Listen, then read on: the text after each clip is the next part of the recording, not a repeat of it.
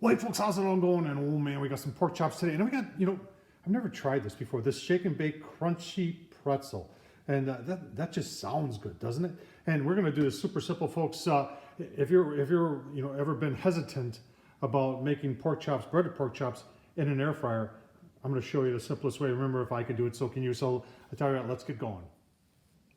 All right, I know it's shake and bake, and you're saying, well, why don't you use the bag? Because I like to put it on a plate. And remember, I'm not using any egg or anything like that. This is just water. You can see I got the first one there. I've got 4 nice chops. That last one was really big. But we've got just water on there. And then the reason I like to use the plate is that you can press down with it and get good adhesion on the other side. So take a look, see how that turns out?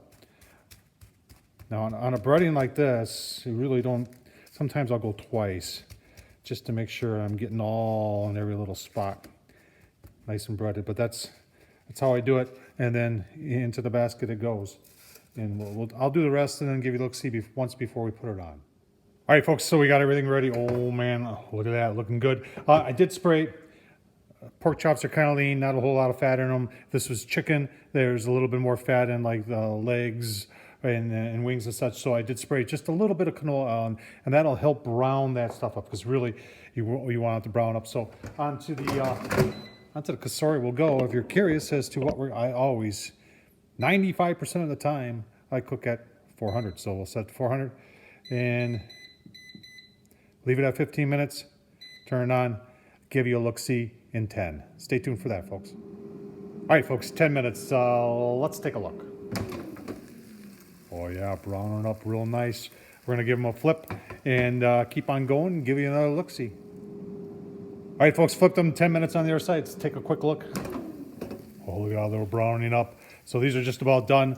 I'm gonna just flip them one more time, give them just a couple more minutes. I wanna get a little bit browner on the other side, and then we'll give you a look-see once they're plated up. All right, folks, there they are. That was 10 minutes one side, 10 minutes the other side. Then I flipped them, did about 2 minutes. So about 22 minutes total.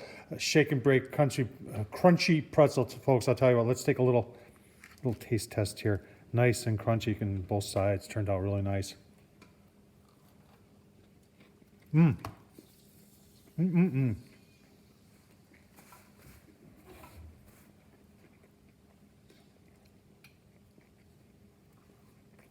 right, folks.